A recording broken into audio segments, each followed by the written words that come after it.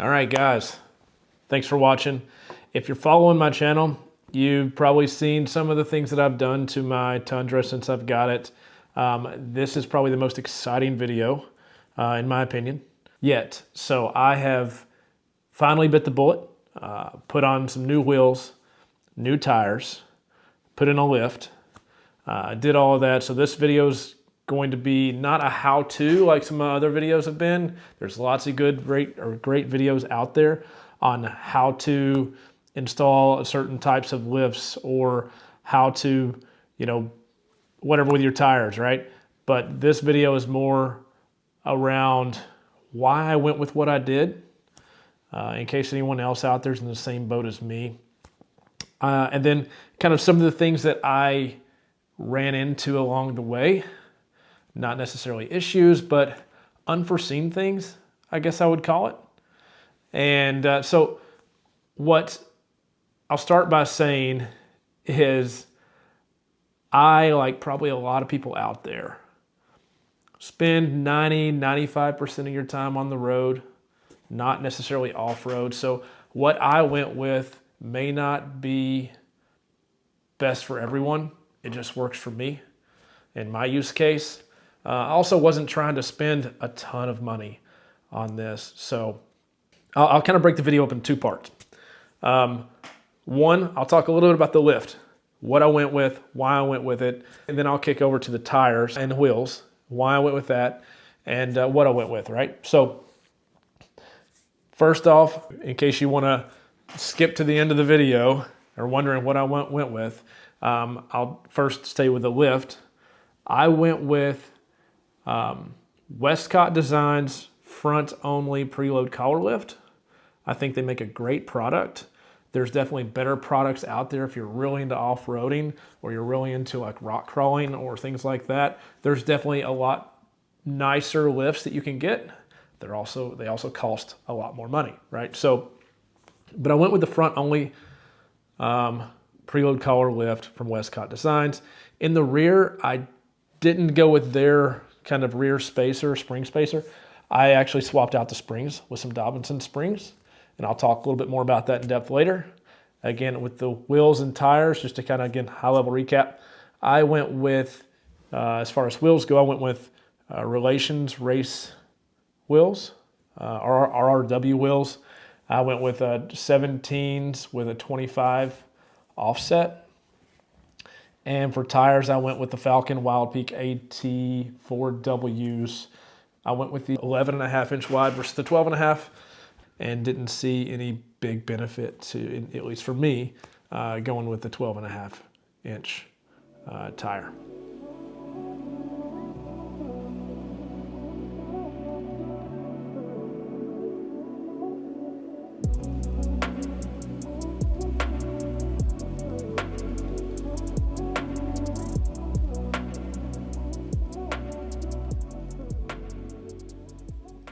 All right, so having covered what I went with, let's talk about in more detail why I went with the lift I went with, right? So I would say there's four main things I wanted to achieve with the lift.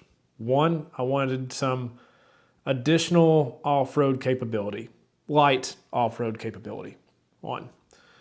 Two, I wanted to make the truck as level of a stance as possible, or have as little of a rake as possible. A little bit rake's okay, but I wanted to level it out a little bit. So that's two.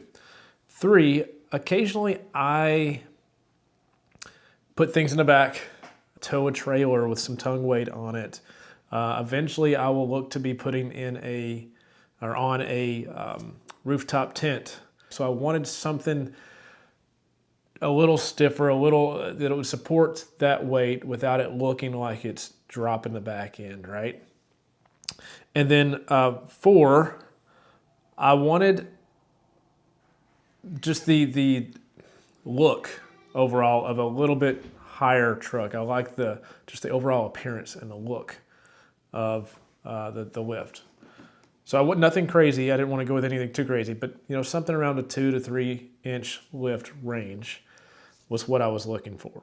So looked around, did a lot of research, and saw a lot of great reviews on Westcott Design's preload collar lift. Now the issue with going with the full preload collar lift for me was it really wasn't satisfying that need to strengthen the back end of the Tundra. So I went with the front only preload collar lift. And then I paired that with some Dobinson springs. What I specifically went with was the Dobinson C59-837V. And those are the springs that will give you an additional 220 to 440 pound load in the back. So essentially they're just a stiffer spring, but they also provide a 1-inch lift. The 1-inch lift does a couple things. One, it doesn't require me to get new shocks.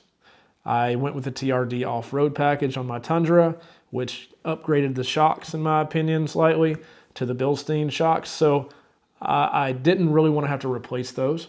So I went with the 1-inch spring for that reason. And two, from the reviews I've seen, is that actually 1-inch lift is more like 2. I will say, if you're doing a DIY lift, front, back, either one, spring compressors, at least in my experience, were a must.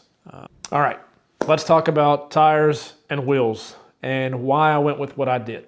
So there's a lot of options out there for both, lots of opinions. With wheels first, I went with the Relations race wheels or RRW wheels. There's a lot of videos out there on them. I thought they looked great.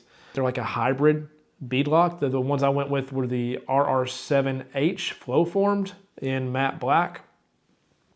You can buy like a beadlock ring to go around those. I haven't done that yet. I might in the future.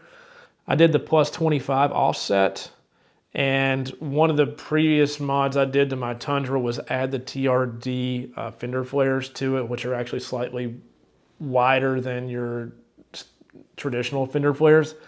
Or the stock ones on the other models. So I would say the plus 25 offset from a looks perspective was perfect for me. The sidewall, I would say, of the tire sticks out slightly, but really the tread itself stops right on the edge if you're looking straight down the vehicle of where that fender flare is. So I personally think that's the perfect offset from that perspective, especially paired with the 11.5-inch wheel. Now if you went with a 12.5-inch 35, it might have a little bit more poke out there. But I will say they're a little bit lighter than some others I looked at, and I thought lighter weight would mean potentially a little bit less hit on the gas mileage. So I like them overall, have no complaints on them. The Falcon Wild Peak AT4Ws tires that I went with, again, they're 35 by 11.5 by 17. I did not go with the 11.5 because of a little bit better gas mileage, although that is a plus. I went with that simply because I think it was about $70 a tire cheaper to go with the 11.5 versus the full 12.5, which allowed me to essentially pay for that spare tire.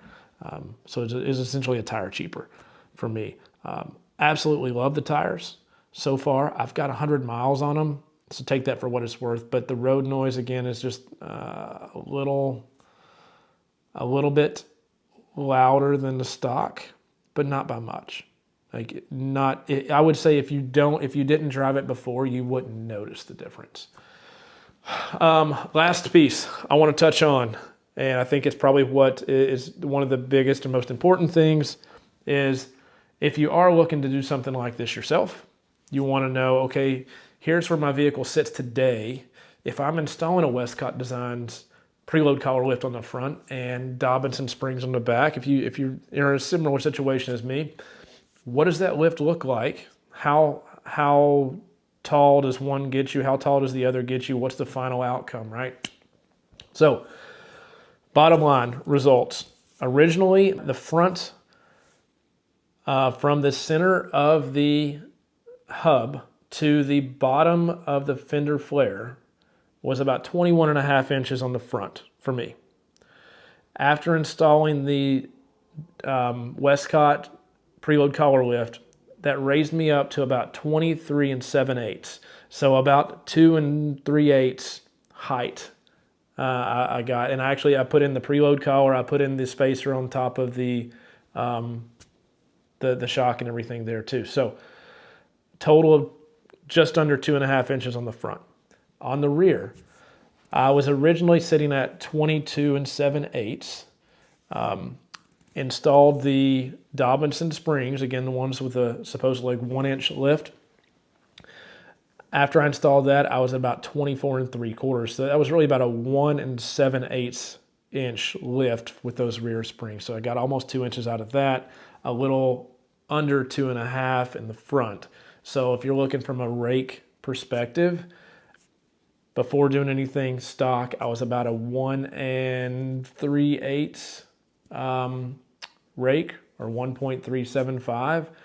And then after, when it's all said and done, driven it a little bit, got it realigned, everything, I'm about at a 0.7 or what, 7/8 of an inch rake, 0.875. So I have a little bit flatter stance now, and I've raised it up, roughly depending on the front and back, right? A little over, let's call it 2.25 on 2.25 inch lift. Now, I think for me, that's perfect. I've still got that little bit of rake, but I also don't have my rooftop tent or don't have a bed cover or anything on the back. So once I add that weight, I probably will end up pretty level. Last but not least, my final thoughts for any DIYers out there. It was relatively straightforward, but there are some unexpected things that came up, and it wouldn't have made me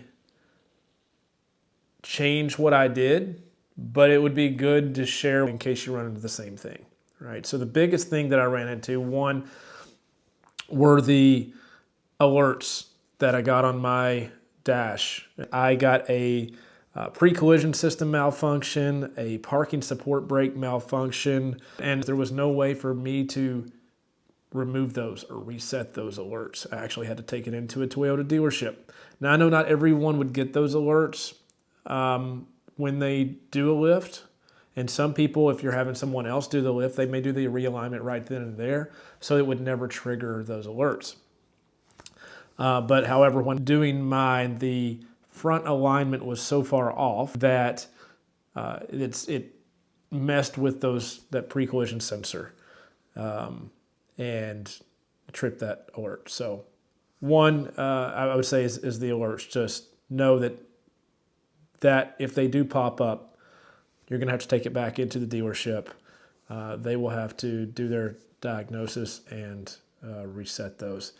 Second piece, I would just advise anyone out there doing their own lift, be very cognizant of what offset you get on your wheels.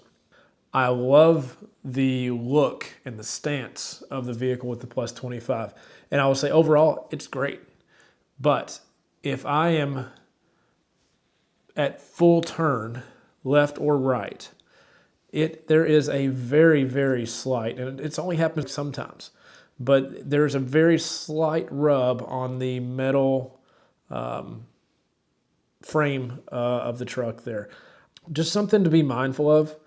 No matter what truck or vehicle you have, make sure you do your research and get the right offset wheel. Overall though, again, final thoughts. I think it makes the truck look amazing, a million times better. I'll share some images, some before and after images. Let me know what you guys think. Do you like the look? Would you do something different? Do you have any advice for anybody else out there? Drop it in the comments. Also, if you like this video, hit that like button. If you want to see more content like this, I'm always making upgrades, doing more things to the truck, and going to be taking it out on some trips soon.